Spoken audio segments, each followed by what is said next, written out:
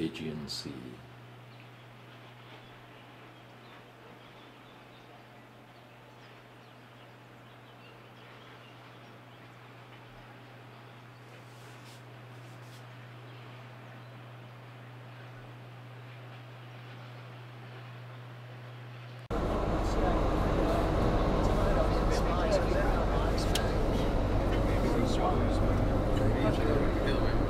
And some tribes, by using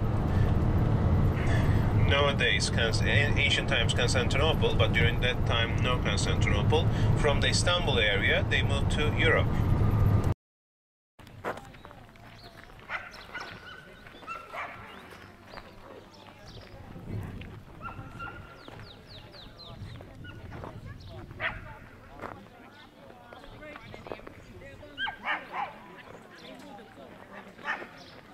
The second city was the place where the Temple of Artemis is located. The second city is roughly 1 mile away from where we are. 3rd century BC, after the death of Alexander the Great, Lysimachus, the famous ruler that I told you yesterday in Pergamon, built this city. People refused to go from second city to the third, but he forced people. He said, if you're not coming, you're going to pay double tax. Accepted. Triple time more tax, accepted. He realized that money doesn't work because people were rich, they were making money from the Temple of Artemis by selling souvenirs. Like those guys. Some things don't change. Nothing changed. And then he said, if you're not coming to the city, I'm going to open the sewage system. And he did. Thousands of people died from malaria. Automatically, they left the second city, they came here. This city is Greco-Roman, mixture of Greek and Roman. So the city used in between 3rd century BC up to 7th century AD for 1000 years. 7th century, they realized that Arabs are coming. So they got stuck in the middle of a valley, so it's not a safe spot. They decided to build a fortress. Yesterday, when we were coming from the highway, I pointed out the castle to you. You remember? Yes. They built that fortress, lived another 400 years there, the Greeks. After 11th century, Turks came here. Then it became the 5th city, became Selçuk, and so only Turks lived there. To build a fortress, what do they need? Stone, rocks, marble, granite. So, upper gate of Ephesus, where we are, was much closer to the castle. They came here, they loot the upper part of the city. And they got a lot of marble and rocks from here. We won't be able to find more about the upper part, because most of the stuff is in the castle. When the excavation is over, for instance, today we are going to be touring 2 hours, maybe more than, of Ephesus. We will be able to see totally 10% of the site. The rest, 90%, is still under the dirt. And 10% makes this site the largest archaeological site, Roman site in the world. The largest. And also, this city was the capital of the Asia Minor for a couple hundred years. And this city had the 3rd largest population in the ancient world. 350,000 people. The largest one with 800,000 population was Rome. Number 2, 500,000 people. Alexandria. Istanbul. And 3rd one was Ephesus.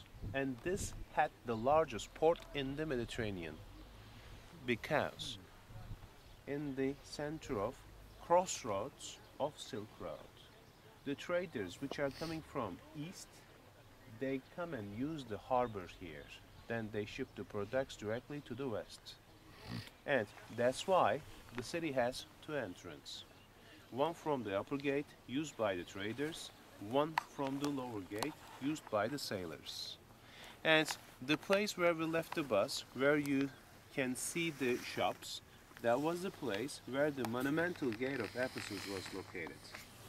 And that was the point where everybody has to leave their animals. Nobody has right to travel inside of the city with a horse, with a camel. It was not permitted. You leave the animals there, then you go directly to that structure. Take a look at the building with 3 arches. Can you see that? That is the Roman bath.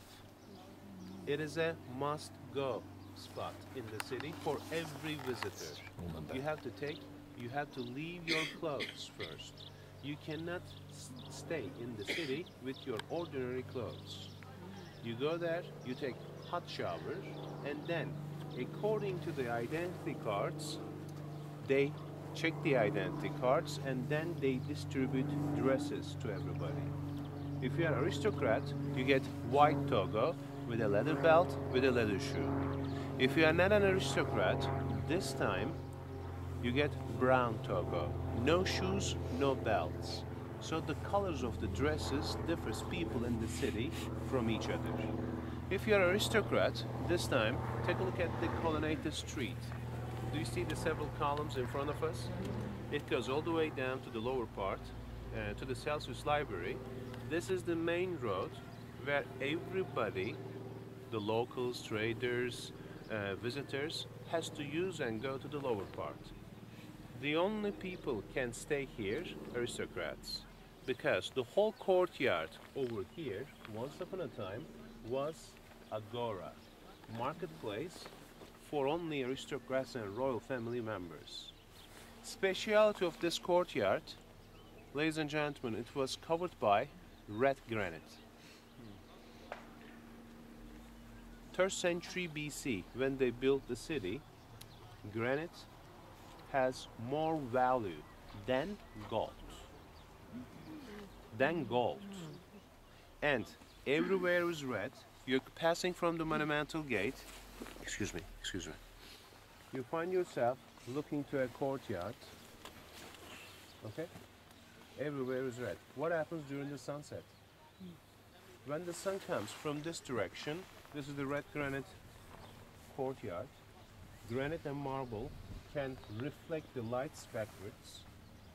When you look at the courtyard, you see all tons of red everywhere to show their richness. They on purposely covered everywhere with the red granite. From the red granite, anything left? Do you see the lady with the pinkish sweatshirt? Just behind, there are some pinkish granites there. Most of the granite, when they found 140 years ago, it was really red. But when you leave them under the sun, the color fades. Also, the ones which were really red, granite, we keep them in the archaeological museum in town. So those were the ones. But most of them were taken to build the castle. Ladies and gentlemen, this city, let's move a few meters to that direction. This way, please. Please come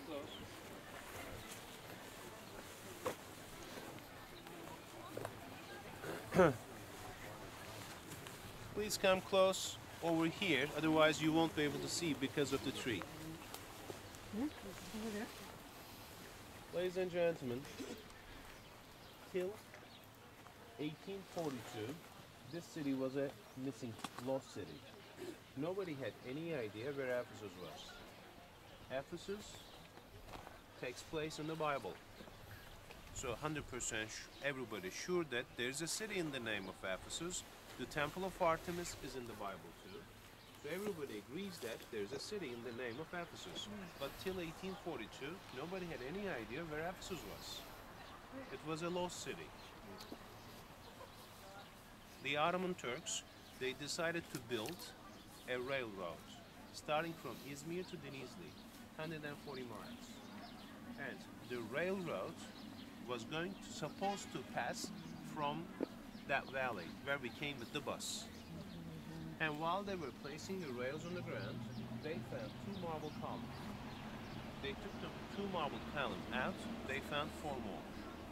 When they took the 4 out, They found the basement of a temple, and they found some coins.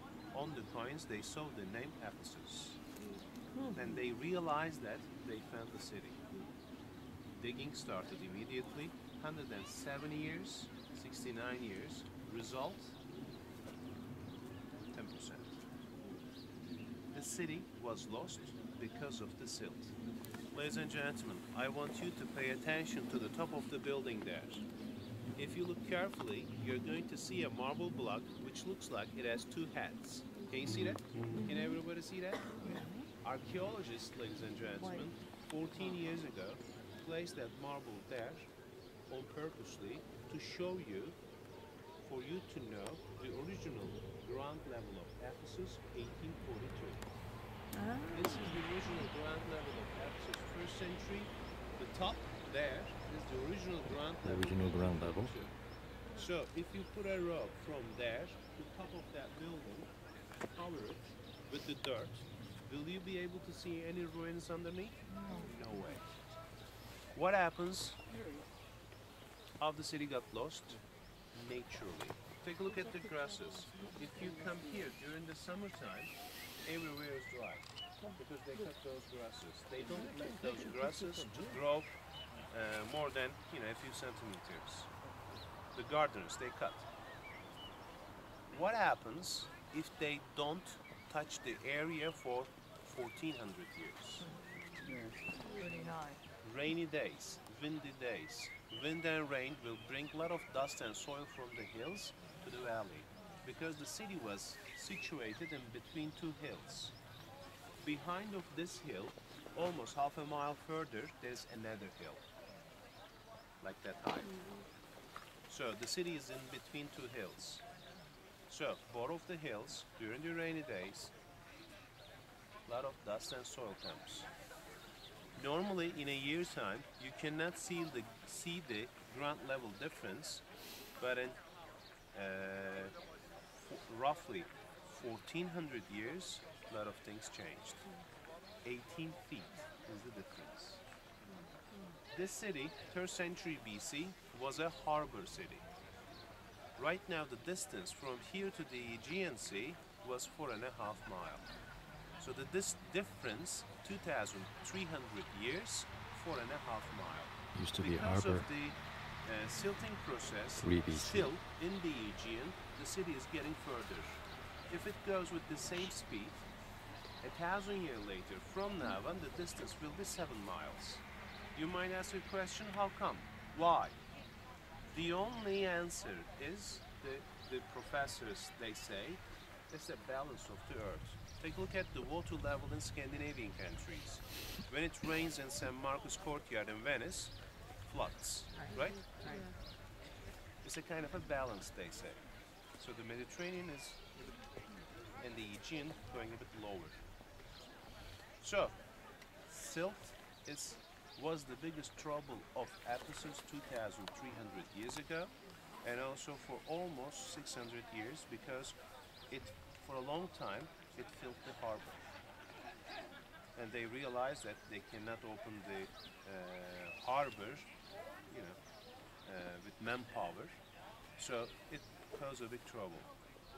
Take a look at the building, ladies and gentlemen. I'm here because this is the best spot where you can take the photo of the library. Like audio. Audio. This building had a roof on top once upon a time. This is 100% reconstructed. There was a roof on top of It this. is new. We found the Odeon under the dirt 1971, 41 years ago. And that building, ladies and gentlemen, at the entrance the capacity says 450, like most of the books, but it's not true. That's why they put the sign away from the building. It is more than 650. Because recently, 6 years ago, when the digging going on, we found the terracotta tablet, and on the terracotta tablet it says 80